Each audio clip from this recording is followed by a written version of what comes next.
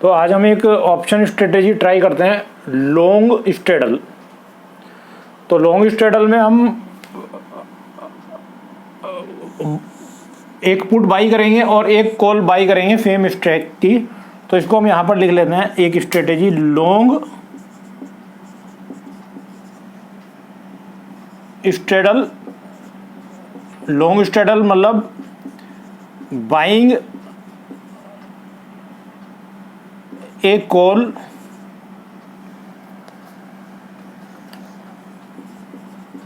And put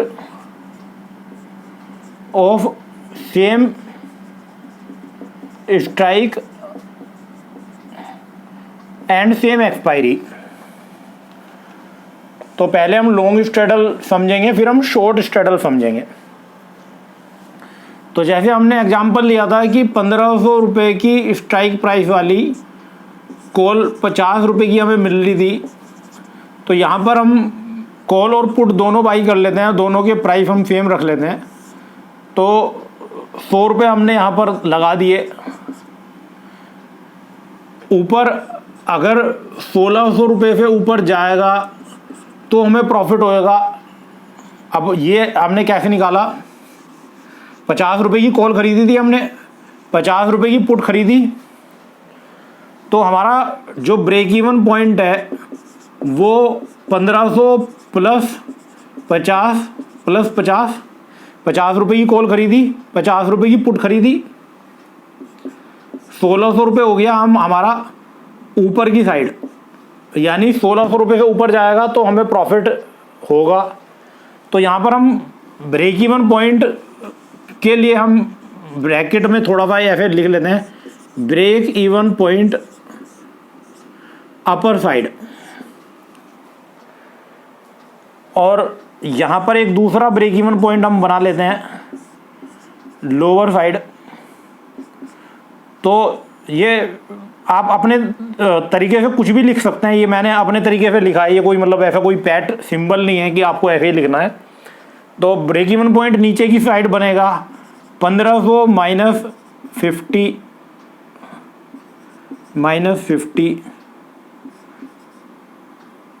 is equal to 1400, यानी 1400 रुपये पे नीचे जाएगा। क्योंकि अगर 1500 पे एक्सपायरी आ गई तो मेरे 100 रुपये पूरे चले गए। अगर 1450 रुपये पर एक्सपायरी आ गई तो भी मुझे 50 रुपये का लॉस है। और अगर 1400 रुपये पर एक्सपायरी आ गई तो मुझे कोई प्रॉफिट नहीं है, कोई लॉस नहीं है, क्योंकि मैं 100 रुपये का प्रीमियम दे चुका। तो अगर एक्सपायरी 1300 रुपये आती है तो मेरा ब्रेक इवन पॉइंट 1400 रुपये था, तो मुझे कितना लॉस होगा, 100 रुपये का लॉस होगा। अगर एक्सपायरी 1200 रुपये आती है तो मुझे मेरा ब्रेक इवन पॉइंट 1400 रुपये है, तो मुझे कितना लॉस होगा, मुझे 200 रुपये लॉस नहीं होगा, मुझे 100 रुपये ही लॉस होगा। क्योंकि मैं बायर हूं और मैंने कॉल और पुट दोनों बाई की हुई है। तो मेरा जो प्रॉफिट है वो अनलिमिटेड रहेगा लॉन्ग स्ट्रेडल के अंदर। अगर स्टॉक 1100 रुपये आ जाता है, अगर स्टॉक 1000 रुपये आ जाता है, अगर स्टॉक 900 रुपये आ जाता है, 800 रुपये आ जाता है, 700 रुपये आ जाता है, 600 रुपये आ जाता है, तो भी मेरा लॉस 100 रुपीज़ का ही होगा। 100 रुपये से ज़्यादा मुझे लॉस नहीं होगा। अगर स्टॉक 1700 रुपये चला जाता है, 1800 रुपये चला जाता है, 2000 रुपये चला जाता है, 2500 रुपये चला जाता है, कहीं भी चला जाए स्टॉक, ऊपर चला जाए या नीचे चला जाए, तो मुझे लॉस मैक्सिमम 100 रुपीज़ का हो सकता है। तो मेरा ब्रेक इवन पॉइंट 2 बनेंगे यहाँ पर, 1400 रुपये नीचे की साइड और ऊपर की साइड 1600 रुपये। तो जैसे कि हमने कॉल और पुट के केस में समझा था, एक व्यू हमारा ये था कि तेजी आएगी, दूसरा व्यू हमारा ये था कि तेजी नहीं आएगी। तो ये कॉल वाले का व्यू था, कॉल के बायर का व्यू था, और ये कॉल के सेलर का व्यू था कि तेजी नहीं आएगी। तीसरा व्यू हमने बनाया था कि मंदी आएगी, ये पुट का बायर था। चौथा व्यू हमने बनाया था कि मंदी नहीं आएगी, तो ये पुट का सेलर था। तो लॉन्ग स्ट्रेडल का क्या व्यू है कि या तो बहुत ज़्यादा मंदी आएगी या तो बहुत ज़्यादा तेज़ी आएगी। तो यहाँ पर लॉन्ग स्ट्रेडल बनाने का हमारा, जैसे बाजार मार्च में बहुत तेज़ी से गिरना शुरू हो गया तो दो ही चीज़ें होती, या तो बाजार वापस जंप मार जाता तो या बाजार वापस नीचे गिरता चला जाता। तो ऐसे कंडीशंस में जबकि हमें लगता है कि बहुत ज़्यादा वोलेटिलिटी है बाजार में और कुछ ना कुछ बहुत बड़ा होने वाला है, तो हम लॉन्ग स्ट्रेडल बना सकते हैं जहाँ पर हमें तो लॉन्ग स्ट्रेडल का व्यू क्या है कि बहुत तेज़ी या बहुत मंदी, कुछ ना कुछ तो होने वाला है। तो इन केस ऑफ अनसर्टेनिटी, अगर आपको लगता है कि बहुत ज़्यादा अनसर्टेनिटी है और बहुत ज़्यादा मंदी या बहुत ज़्यादा तेज़ी आने वाली है, तो आप ये लॉन्ग स्ट्रेडल बना सकते हैं जिसमें आप कॉल और पुट दोनों बाई कर सकते हैं। तो एक बार हम पे ऑफ दोबारा देख लेते हैं। आपको थोड़ा डाउट हो रहा है कि ये तो अजीब सी बात हो गई कि 100 रुपये का ही लॉस होगा चाहे स्टॉक कहीं भी चला जाता है। तो एक बार हम दोबारा पे ऑफ बना लेते हैं। तो जैसे अगर 1000 रुपये स्टॉक आ गया तो हमने कॉल भी बाई की हुई है, पुट भी बाई की हुई है, हमें तो कुछ देना ही नहीं है। हमारे तो जो 100 रुपये जाने थे वो चले ही गए। 1100 रुपये पे भी यही कंडीशन है, 1500, 1400। तो जो बायर है, बायर का तो रिस्क लिमिटेड टू प्रीमियम ही है। तो यहाँ पर हमने कॉल और पुट दोनों बाई की, तो यहाँ पर रिस्क लिमिटेड टू प्रीमियम रहेगा और प्रॉफिट हमारा अनलिमिटेड रहेगा। तो जैसे अब आपको लगता है कि बाजार वहीं रहेगा, बाजार में कोई बहुत ज़्यादा मंदी या तेज़ी नहीं होने वाली है, बाजार में ज़्यादा उतार चढ़ाव नहीं आने वाला है, तो आप क्या कर सकते हैं। जैसे कि मैंने आपको बताया कि अगर आप फ्यूचर्स में और ऑप्शन में काम कर रहे हैं तो फ्यूचर और ऑप्शंस में जो बायर का प्रॉफिट है वो सेलर का लॉस है और जो सेलर का प्रॉफिट है वो बायर का लॉस है। तो इस कंडीशन में आपको अगर लगता है कि बाजार में बहुत ज़्यादा उतार चढ़ाव नहीं होगा तो आप क्या कर सकते हो, शॉर्ट स्ट्रेडल बना सकते हो। शॉर्ट स्ट्रेडल मतलब आप जो ये दोनों कॉल और पुट हमने बाई की थी, इन दोनों कॉल और पुट को बाई ना करके आप इनको सेल कर सकते हो। तो जब आप कॉल और पुट दोनों सेल करेंगे तो आपको 50 रुपये का प्रीमियम कॉल में मिल जाएगा, 50 रुपये का प्रीमियम पुट में मिल जाएगा, टोटल आपको 100 रुपये का प्रीमियम मिल जाएगा। तो जो हमारे ब्रेक इवन पॉइंट्स हैं वो शॉर्ट स्ट्रेडल के अंदर भी सेम ही रहेंगे। तो हम एक बार लिख लेते हैं यहाँ पर, short straddle is equal to selling a call और put as same strike. Same strike की कॉल और पुट हम यहाँ पर सेल करेंगे तो इसको हम शॉर्ट स्ट्रेडल बोलेंगे। तो शॉर्ट स्ट्रेडल का पे ऑफ एक बार देख लेते हैं। अगर स्टॉक की एक्सपायरी 1000 आ जाती है तो हमें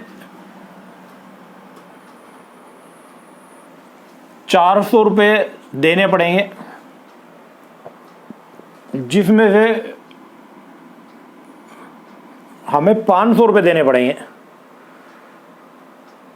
अगर 1000 आ जाती है तो हमें 500 रुपये देने पड़ेंगे, लेकिन 100 रुपये हमें मिल चुके। तो हमने 1400 रुपये का ब्रेक इवन पॉइंट नीचे की तरफ बनाया था।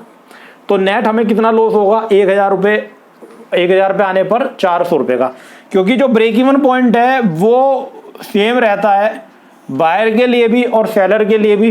तो लॉन्ग स्ट्रेडल और शॉर्ट स्ट्रेडल के केस में जो हमारा ब्रेक इवन पॉइंट है वो सेम रहेगा। बस यहाँ पर ब्रेक इवन पॉइंट का फॉर्मूला भी हम लिख लेते हैं। Break even point in case of short straddle या लॉन्ग स्ट्रेडल, दोनों केस में ब्रेक इवन पॉइंट क्या होगा,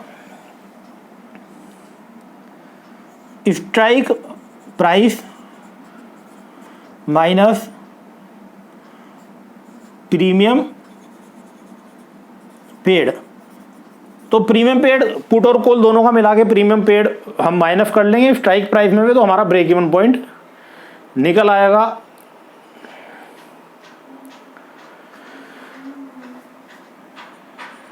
तो यहाँ पर हम पे ऑफ देख लेते हैं। अगर स्टॉक 1100 रुपये क्लोजिंग देता है तो 300 रुपये का नुकसान होगा। अगर स्टॉक 1000 रुपये क्लोजिंग, अगर स्टॉक 1200 रुपये क्लोजिंग देता है तो 200 रुपये का लॉस होगा। और अगर स्टॉक 1100 रुपये क्लोजिंग अगर स्टॉक 1300 रुपये क्लोजिंग देता है तो 100 रुपये का लॉस होगा। अगर स्टॉक 1400 रुपये क्लोजिंग देता है तो कुछ नहीं होगा। अगर स्टॉक 1450 रुपये क्लोजिंग देता है तो 50 रुपये का प्रॉफिट होगा,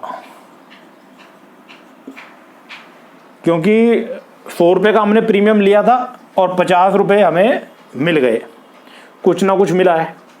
इसी तरीके से अगर स्टॉक 1550 रुपये क्लोजिंग देगा तो 50 रुपये का हमें प्रॉफिट होएगा। और अगर स्टॉक 1600 रुपये क्लोजिंग देगा तो हमें ना कोई प्रॉफिट होगा ना लॉस होगा, क्योंकि 1600 हमारा ब्रेक इवन पॉइंट है। अगर स्टॉक 1700 रुपये क्लोजिंग देगा तो हमें 100 रुपये का लॉस होगा। 1800 रुपये क्लोजिंग देगा तो हमें 200 रुपये का लॉस होगा। अगर 1900 रुपये क्लोजिंग देगा तो हमें 300 रुपये का लॉस होगा। तो सेलर के केस में जो हमारा प्रॉफिट है वो 100 रुपीज़ हो सकता है। 100 रुपीज़ से ज़्यादा का हमारा प्रॉफिट नहीं होगा, बाजार चाहे कहीं भी चला जाए। और हमारा जो लॉस है वो अनलिमिटेड होगा। तो लॉस कैसे कैलकुलेट करेंगे हम? Strike price minus break even point. तो अगर स्ट्राइक प्राइस हमारी price at the time of expiry, price at the time of expiry, तो एक्सपायरी के टाइम पर अगर 1600 रुपये, अगर 1700 रुपये हमारा एक्सपायरी होता है और ब्रेक इवन पॉइंट 1600 है तो हमें 100 रुपये का लॉस होगा। इसी तरीके से अगर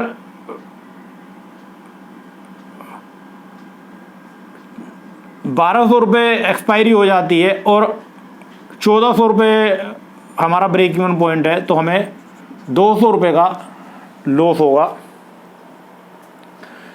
यहाँ पर फॉर्मूला यही रहेगा, बस आपको प्लस माइनस के सिंबल एडजस्ट करने पड़ेंगे। यहाँ पर इसके लिए कोई पैट फॉर्मूला नहीं है, तो इसलिए मैं यहाँ पर लिख नहीं रहा हूँ। ब्रेक इवन पॉइंट आप निकालेंगे और ऊपर या नीचे उसी हिसाब से आप कैलकुलेट करेंगे।